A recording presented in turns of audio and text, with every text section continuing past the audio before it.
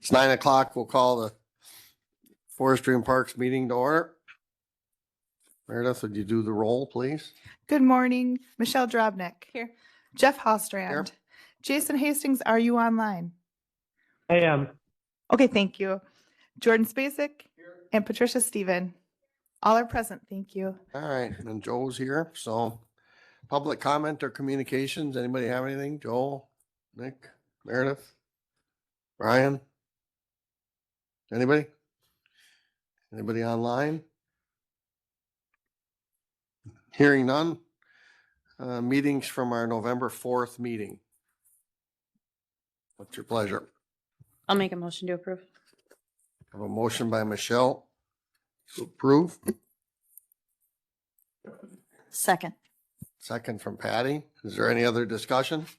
Jordan? Jason? All right. All those in favor?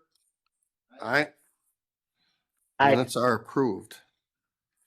Next meeting date will be January 6th unless something comes up. No, that'll be it. It's December now, so. All right, so Forestry and Parks, Solberg Lake Campground expansion. Crushed Blue Rock. Joel, you had an issue there a little bit?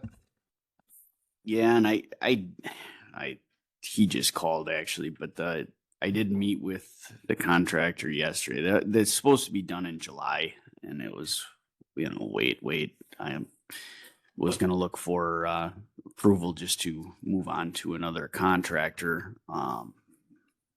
I guess they're supposed to start hauling today, which doesn't help us out too much, but it is what it is, I guess. I kind of have a feeling if they can get it done here, great, then we're done with it and we don't have to look to, but I guess we'll just push this off for now. And Okay, well, I think in the scope of your job that we can give you the blessing that if it doesn't happen now, to go ahead and do what you gotta do. rebid it out. Rebid it out. I mean, do we need that in a motion probably? You want to? Who has the bid? Is it still that Monaco Yeah. grading? Yeah. But several times he's been gonna come, you said? Yeah. Yeah, so And how much are they hauling in? What is it? It's That's just for the trail? It's the ADA surface for the Sure. trail. Yeah, so it's not I don't have the numbers in front of me. It's not a huge amount. It's expensive enough material. Probably a couple hundred yards though, I'm sure. Yeah. Be all the way around Yeah, there. absolutely. Yeah. The only issue with rebidding, if that's what you guys choose, is so they have they have an agreement with us to do it. They did it at, say, I'm making up numbers because I don't know. So $10,000. If we were to rebid it and it was 12, are we going to go after the prior contractor for not fulfilling their contract and make them pay the difference? Because it did cost the county more money. Now, we may not have this issue because you said they're attempting to complete it, but that's the only issue with rebidding is it could create kind of a few dominoes that, one, it's above what we originally let everybody know what we're spending, and two, do you go after the previous contractor for not fulfilling their contract? Because we don't want to set a precedence that everybody goes, oh, I'll bid it for $5 and oh, I didn't do it, and now it's a budgetary thing. So that's how normally things would happen, is if somebody's not fulfilling a contract, we'd have to see they had a breach, we'd go after another contractor, they'd pay the difference. But that's a whole nother level. And we do have performance bond down on this one, but I guess yeah, but even holding their bond, then that creates a whole problem too. Right. A lot of times if it's within a couple bucks, you just move on and do whatever. But if it's, $5,000 difference, we then have more decisions to make in the future. Could we, when we rebid it, could we say, and I'm using fictitious numbers here, but we're looking for 1,000 yards of blue granite and here's what we're willing to pay? See if somebody would bring it. I mean, is it possible to bid it that way? Or if it's under a certain amount, we don't necessarily have to bid it because it would be what's construction value is 25,000 or 5,000. I can't remember. I thought the state was working on it. state statutes 5,000. Okay, for and I any know of the this stuff, state's so working it's- on that. Yeah. Yeah, So that's another issue that that's state statute. 5,000 doesn't get too much anymore. no. No. So I guess we will Right now, we're okay. We're okay if he comes and brings it today. Right. If he doesn't, we'll address it in January, because now it's a matter of, do we really want to be spreading this, Well, we're not gonna, yeah, it's I gonna mean, sit, it's gonna sit in piles. sit in a right now, pile yeah. until spring anyway, so. So, all right, we'll take no action on that item. So it can stay there if it needs to be. Okay, 2025. Hang on the Solberg thing. We're going live on the first of the year with the sites. So there's gonna be the way that it has to open up first is it's gonna open the 4-month block first. And then it's gonna open up the 1-month block. And then it's gonna open up the daily. Okay. But 'Cause like you how gotta- long will these? You're asking off the top of my head. I think it's March 1st. I think so. January 1st to March, like 2-month window for that 4-month block. Okay. And then I don't know if we're doing another month. We're leaving open for that 1-month block. Can we change that? Because I feel like, I mean, originally when we wanted to do this, we wanted so people could book earlier in the year, you know, so that way they could. We can. Okay. The biggest issue is if we do daily stuff right away. Sure. One booking of one site at, let's say, site 77. yeah, a June booking it excludes anybody from getting Yeah. a 4-month Yep, booking at yeah. that point. So that's the issue you run into when you allow the long-term and short-term on Okay. sites is that part of it. So So will the stuff in the original campground be open Yes. January 1st? yeah, Okay. Yeah. So that still will stay the same as January 1st and whatnot. correct. And we're Yeah. still doing the same sites as last year. We didn't add any more or anything. No, as far as last year, this year, it's the same. Okay. The new area, we're not gonna allow anybody in there before we turn water on anyways Sure. and whatever. So that's gonna have to be after, Yeah. into May. Sure. By the time. And I think before we make a Risk bunch of freezing. changes on adding more sites, let's see how it worked. Get ourselves a 3-year, because 1 year you can't really, I mean, No, yeah, no, I just wanted to make sure that, so people, so it's out there that, hey, you can book it, the old site and whatnot and the new expansion and stuff. so you're thinking that you were gonna leave the 1 month open for a month? Or the I- 4-month? The 4-month is gonna have, there's a block there, that window that's gonna be open for just doing that. And then it'll open, you could do 4-month and 1 month. And then after that, you can do all 3, but, And they're just- required to pay right on the spot to book it. correct. It's a credit card. Yeah. Okay. So you anticipate then the regular sites or they'll be opened up to day by when? February? The date, well, in the original park, that's gonna be open January January 1st, to be able to book. In the expansion area, it'll be, probably more like into March, April by the time those are ready to go. Okay. So, Okay. Well, I think that works. Can they do 4-month, 1 month in the old part?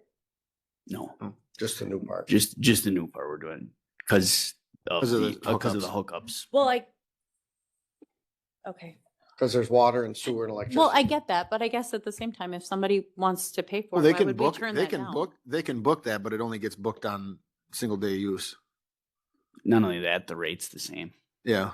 It's $30 a day. I The, think the rate in the park is the same as the rate for 4-month rate in the new park, basically. Yeah. Right? Isn't that what Yeah, we broke 30, it down to? 30, 35, and 40, Yeah. I think basically Yeah. is what it comes down to. So it equals out to the same amount, but you just don't have the full hookups in the. Right, park. but so they could book it for 4 Yeah, months if they really They could wanted to. technically go on there and book it all the way through, It just correct? isn't. It's just a day at a time Yeah, instead Yeah. of, Okay. I want all of July. yeah, They'd say, I want July Well, 1st, just 2nd, wanted to 3rd, make 4th, sure 5th, that 6th. it was allowable, yep. because maybe somebody wants. Yeah, that. because we actually changed that in the, what, Number of guidelines days. or whatever number of days you can stay in a certain site a while back, probably 2 years ago already, Handful of 2 or years. 3. So I know there's a gentleman that camps there from Stevens Point, and he always stayed to the limit, and then he would actually move a site because he's like, well, I read the directions and I got to move a site. It's like, Yeah, it used I to think be they'll 4 let you have it days. extra day. Anything else for Solberg Campground? Anybody? Hearing nothing, let's move on to the 2025 fall bid opening. Bids were pretty sparse, as far as number of contractors bid. It was only, let's see, one, two, There are 5 different five contractors. different contractors total. I know what you're seeing statewide, but not everywhere. Pretty prices overall weren't terrible. Probably on some of these, we're gonna have to look at what we have for minimum prices, lower down for next bid opening. If they don't sell direct here. 18 and 19 have been on there for a while. The first two. No, not first. 17, 18, 19 those are all new. No, 8 and 9. 8 and 9. Eight and nine Yeah. were in the spring, did not get bids. Winter type jobs. We'll have to, like I said, look at where we're at for pricing. It's tough market. There's a lot of competition for selling wood. And that plays in, average per ton. The GNA sales to the east, those were advertised at, if commingled species, those were average. There's 2 different sales. One was a summer pine job, $4.16 a ton for a minimum price. And a winter hardwood job was $3.17 a ton for commingled everything. I think minimum, Lincoln so- County is a fair amount less than us, are they not? That's not just pulp. That's pulp Everything? and logs. So it's something where we just competition wise, we're when we're trying to sell pulp, for our minimums are 7 or 8, 9. That's we're gonna have to look at that, I guess, because we can't compete with that.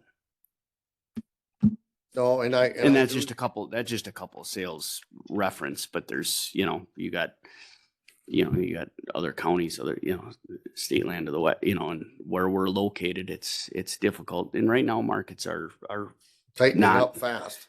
not great. The log market, when you're talking overseas market, is, that there was a big export market for logs, and that's pretty much gone.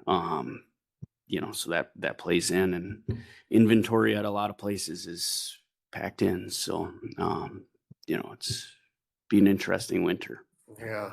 But Turkeys this for- this is the timber industry though. Overall, you go peaks and valleys, and right now we're probably at a valley as far as trying to sell. So, Well, hopefully some of the hopefully it things comes I back see around. that the state, the DNR has got something coming up next week. And on there is their management of their lands and the Flambeau River. If they start aggressively logging a little bit harder there, that's just more wood on the market. Then the US Forest Service, they kind of cut more lately too. So that all, and I hate to be the bearer of bad news, but I think these managed forest crop, there's way too much of it in the state of Wisconsin. When it was brought in, it was so that we were making sure that the mills wouldn't run out of wood and it was sustainable. Now there's so much of it that's, people are scrambling because they're getting letters from the state saying you're past due, you're past due, you're past due. Mhm. Well, I mean, when I talk to the loggers and have breakfast with them in the mornings, they're saying the day is coming, mark my word, where they're going to pay us to come in and cut those managed forest jobs, because otherwise that's what it's going to come to, because they have to do it. So yeah, I hear it too much that our minimums are too high, and I get the theory here is that, so 3/4 of our sales, we got the minimum. It's hard to justify lowering it, but I think we need to do an inventory of what the neighboring area is doing, and we need to be pretty close to that with our minimums, so that we continue to have sales. So. All right. Hey Jeff, I got. Yep. Why would our minimums be high?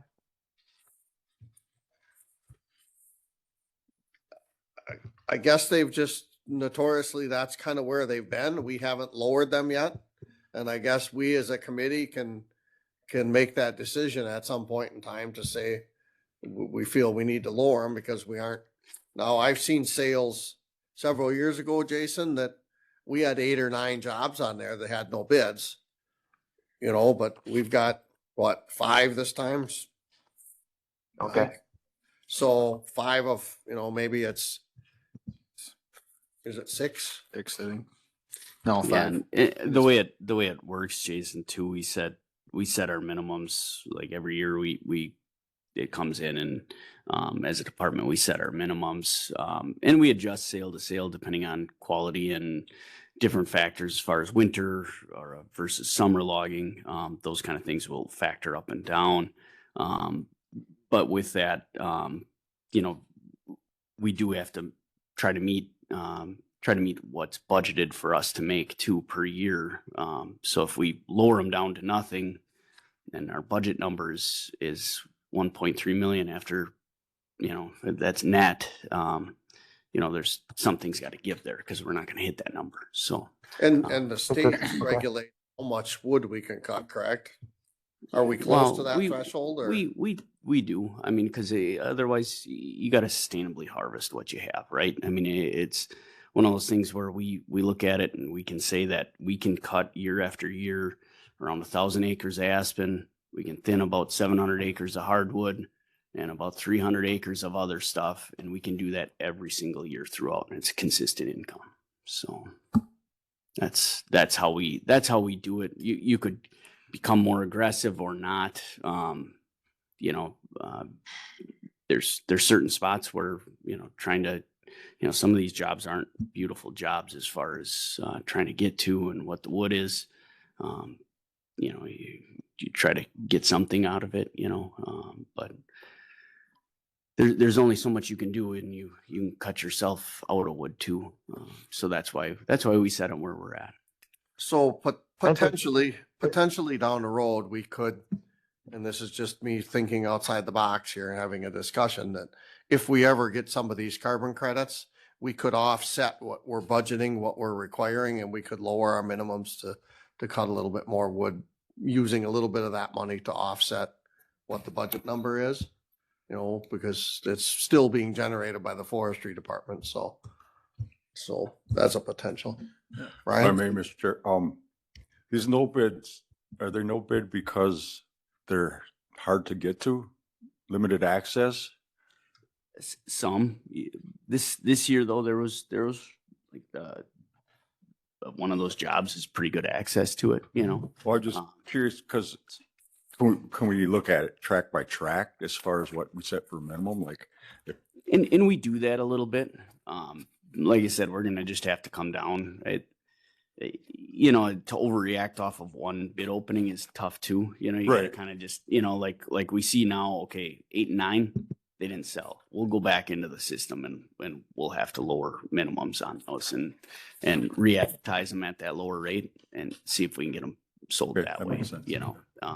But kind of one of those things, let's see what happens. We could have 3 guys come in and pick up these sales today because they can buy them over the counter at the minimum. So it doesn't pay to jump too high or low on sales just off one bid opening, kind of see what the trend is a little bit. And, you know, if things recover for the spring for markets, you know, we get a couple tough in a row, well, then maybe we got to adjust, you know. So. And one of the goals of this department, I believe, was to Jason has some. oh, Jason's got something too. Yeah. All right. Let me finish what I was going to say before it leaves my mind. Is to improve access, because a lot of the Price County jobs are winter only jobs. And if we can provide a road in there, Joe and Eric have both done a great job of showing us the comparison of when we improve that access into the job, we get the minimum plus. So that was part of the Blue Source or the carbon credit money too. We were going to do a little bit more on getting roads into these jobs, should help down the road, you know, but so Jason, did you have something? Yeah, I just had one more question. How many acres of MFL land is in Price County? Do you know, Joe? I don't on that, Jason. I do know that this year we had a pretty good run on people placing their land in MFL. I think that Georgetown area or that southern, what is it, southwest west side had like 100 new parcels, 100 new 40s go in. It was 100 new parcels. I guess I shouldn't say 40s, but there was a lot of additional MFL land this year put in. That would be a question for the Register of Deeds office, but the tax lister. Going back to your bidding thing, the other thing with lowering, it doesn't mean we're selling them for lower. It just may entice people to look at them differently, because if you actually look at the ones that sold, 36,000 was the minimum bid, went for 46. 20,000 was the minimum bid, went for 24, 65, 67, 43, 65, 61, 69. So lowering doesn't mean we're always going to accept a lower amount. I mean, it's Joe and his staff that set those numbers, just because then we know kind of in general where we're at with them. We did, like you said, where once we can add access to it, there was a plan to use money to continue making access better, because that always, Joe talks about it all the time, makes for a higher bid when the time comes. One other thing that to think about too was this bad timing for bids because of hunting season, the holidays?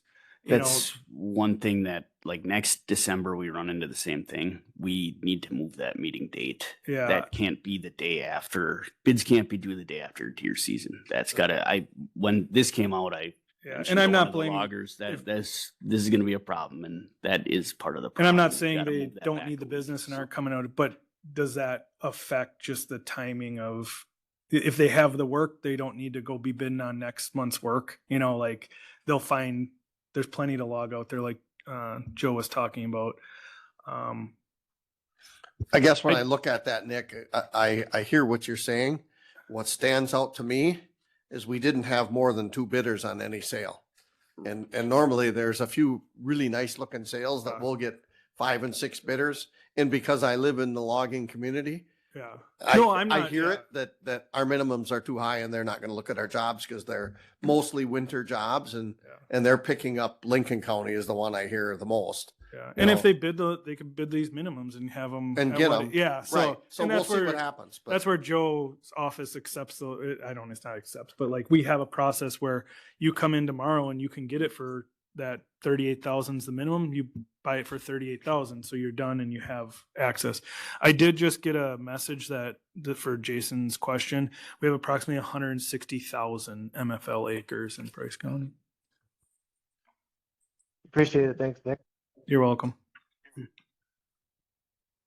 yeah, and we have no input on that at all. I think that's 100% through the state. Is it not, Joe? I mean, we have no input on somebody putting their land in forest cropland. No, and that's private. Yeah, it's a state program, private choice.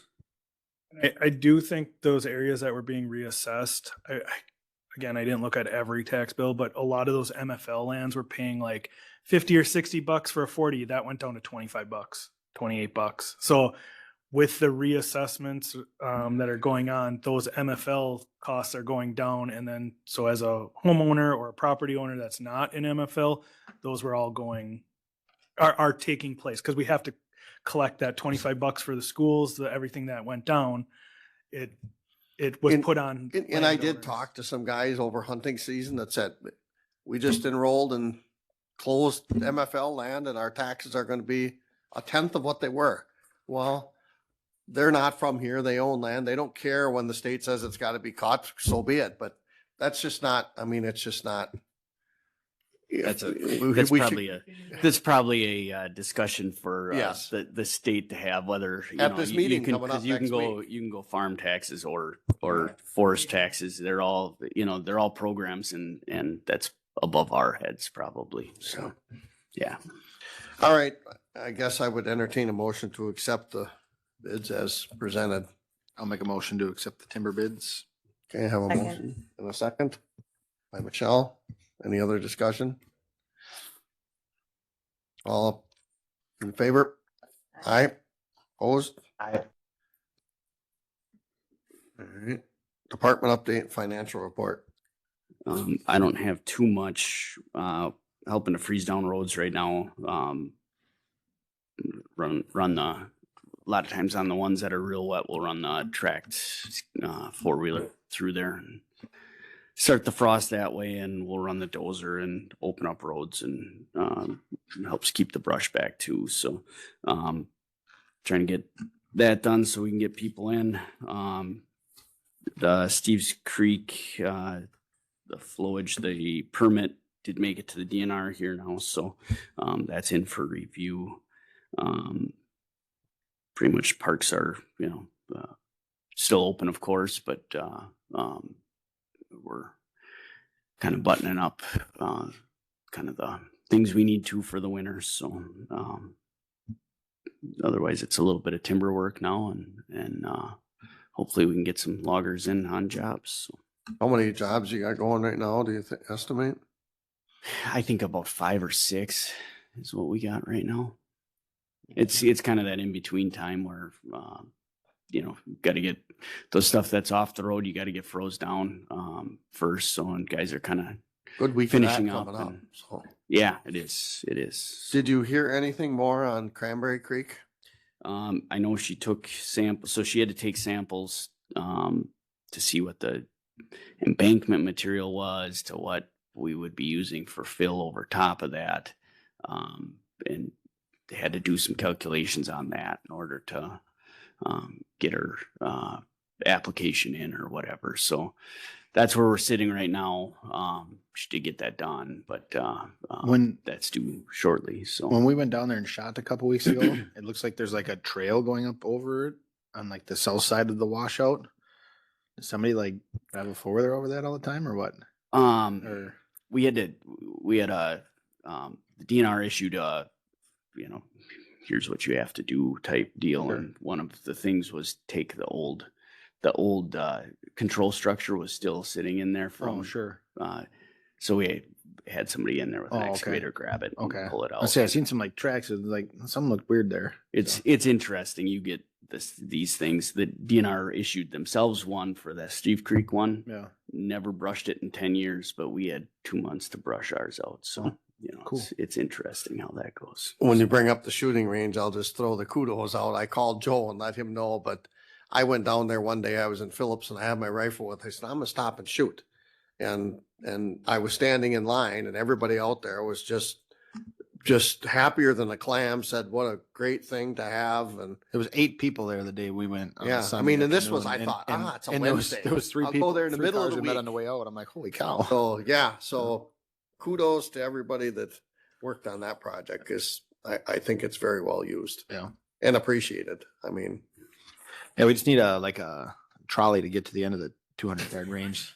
It's a long walk, and you can't see that far. Joe, did you guys do anything at Friends of Friends? From the, as far as the concrete park you're talking, yeah. not We did the statue. well, yeah, they did repair the statue from the tree that fell down. That was last summer. And so he repaired that, or well, there was a couple of things that were damaged on that one. They did ask for, we'll probably help with, there's some roofs that go over top of some of their little small roofs that go over top of their statues. They're going to buy the material and we'll just do the roof, for them kind of deal. So that's kind of a project. I knew we that's were coming working up. on the roofs, but I thought there was something else with some tree removal, but we did that a while back, right? The pines right behind the house. Yeah, yeah. So we did multiple ones along the way, and we'll probably just continue to keep on kind of pulling out those kind of high risk trees. There's a couple more to go, because it's insurance pays for the statue repair, but it's $1,000 deduct, and eventually they're just gonna say we don't want to pay you. We're not gonna cover you anymore. So we gotta get those high risk trees out of the way, and so we'll slowly keep on going on that.